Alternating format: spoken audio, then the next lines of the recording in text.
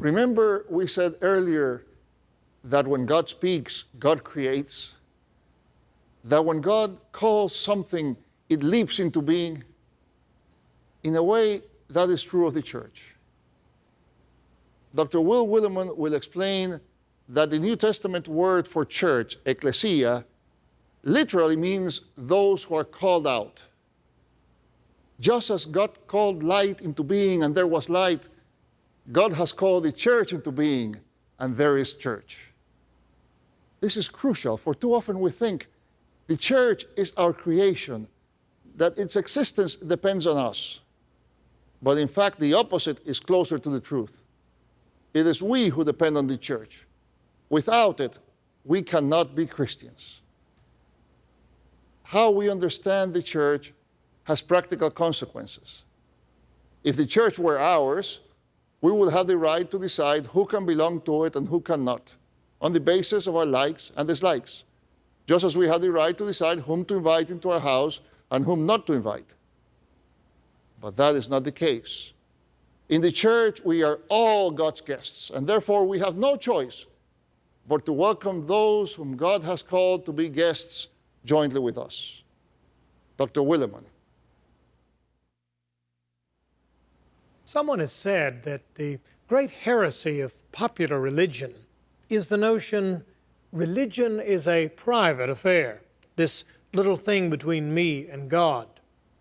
Maybe some religions can be practiced by walking alone in the woods or thinking long thoughts by yourself in your study, but Christianity isn't one of them. No, for us, following Jesus is a group thing. Jesus didn't call isolated individuals. He called a group of disciples. He put them together in relationship. In doing this, Jesus was being very Jewish. Israel in exile created an institution known as the synagogue. And the word synagogue means simply coming together or congregation. What do you do when you're in exile, strangers in a strange land? Well, you get together and name the name under which you live. You sing the songs of Zion. You tell the stories that keep you together. You integrate the young into your peculiar way of life. The gathering of Jews in the synagogue kept Israel as Israel during centuries of dislocation and exile. Jesus is depicted as regularly attending and participating in the worship of the synagogue. Being faithful to a living, righteous God is too great a challenge to go it alone. Therefore, we gather together. As we sometimes say, there's strength in numbers, but the church in gathering is considerably more than merely a warm-hearted fellowship of like-minded people. The New Testament word for church is ecclesia, which also means assembly or congregation. Literally, the Greek means called out. And that's not a bad way to think of the church. In church, we are those who have been called out. We've been called. That is, church is God's idea before it is our idea. Israel had once been no people. Israel exists because God wanted a people, a special nation, set apart from all the other nations, to do God's will, to sign, to signal, to witness to all the other peoples that God rules. On a starlit night, Abraham was called out and told that from him and Sarah would come a great people, holy to God. That's Israel. Likewise, the church exists as an act of God. We were created out of nothing. Most human institutions are held together by the glue of race, class, gender. That's the way the world gathers people. But the church is gathered by the initiative of God.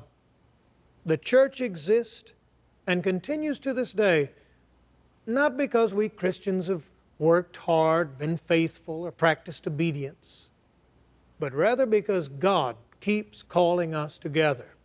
keeps calling out people to come forward and be the church. As an old preacher once put it in a sermon, God has no grandchildren. That is, there are no second-generation Christians.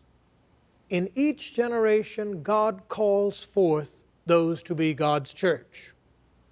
And no matter how big or complicated church becomes, we never get beyond that original generating experience when Jesus, in order to recapture the world for God, reaches out to ordinary fisher folk and tax collectors and calls them to follow me, telling them that they are the light of the world, the salt of the earth.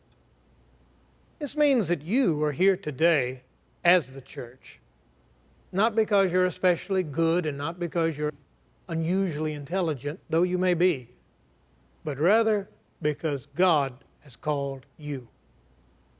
If you know anything at all about church history, our divisions, our squabbles, our feuds, our fights in the past and in the present, you know that church can be a rather pitiful sight.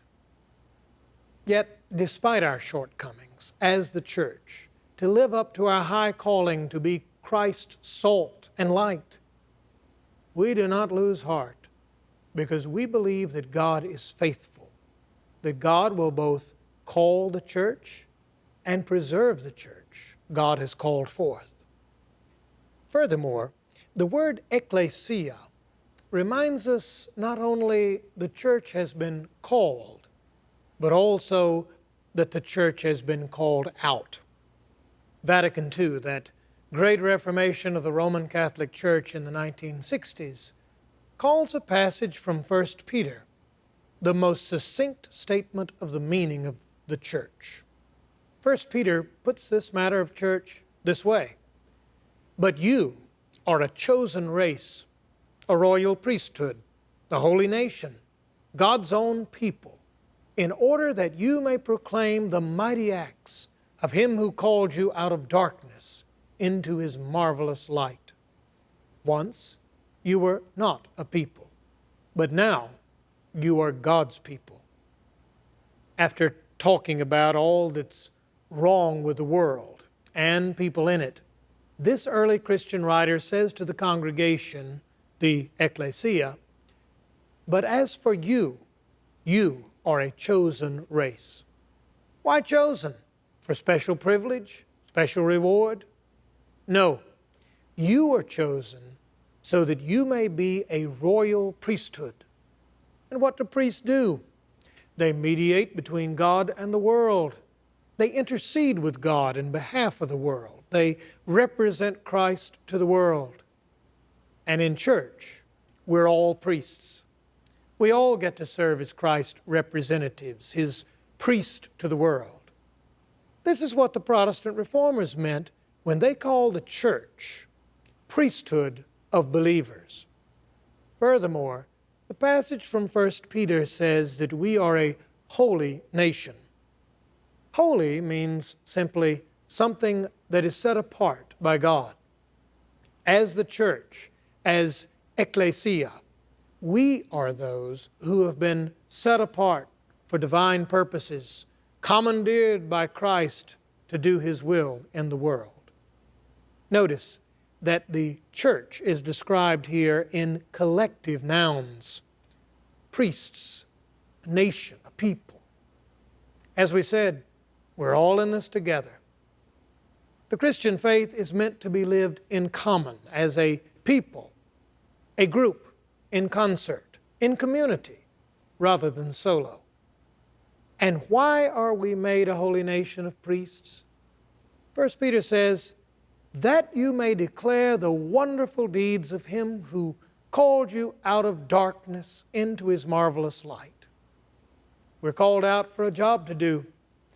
Our main job as members of the church is to declare in word and deed the gracious God who called us out of darkness into light. In fact, just by its very existence, just by being the church, your church is a visible declaration to the world that God is able to make a family out of nothing, to call together a people, a holy nation of people who love one another and are bold and courageous in witness on the basis of nothing other than the calling out by God. In speaking of the church as a form of the Jewish synagogue, we're reminded of our need as believers in exile to get together, regularly to assemble and name the name and tell the story of a God who has called us. In speaking of church as ecclesia, we contemporary disciples are reminded of the necessary distinction between the church and the world. We are called as the church, in the words of John, to be in the world, but not of the world. God has called the church for a mission, to declare to the world that this is God's world, and that God is determined in Jesus Christ to have the world as His own. I wonder if today, as Christians in our culture feel increasingly marginalized, pushed to the periphery of our culture, more a minority than a majority, we're in a wonderful position to rediscover the meaning of church as God's called out people. Church is a reminder that we need others, the body of Christ, to survive as Christians in a sometimes hostile, usually apathetic world. Church is a reminder that while we live in the world, we must be different from the world if we are to be truly for the world.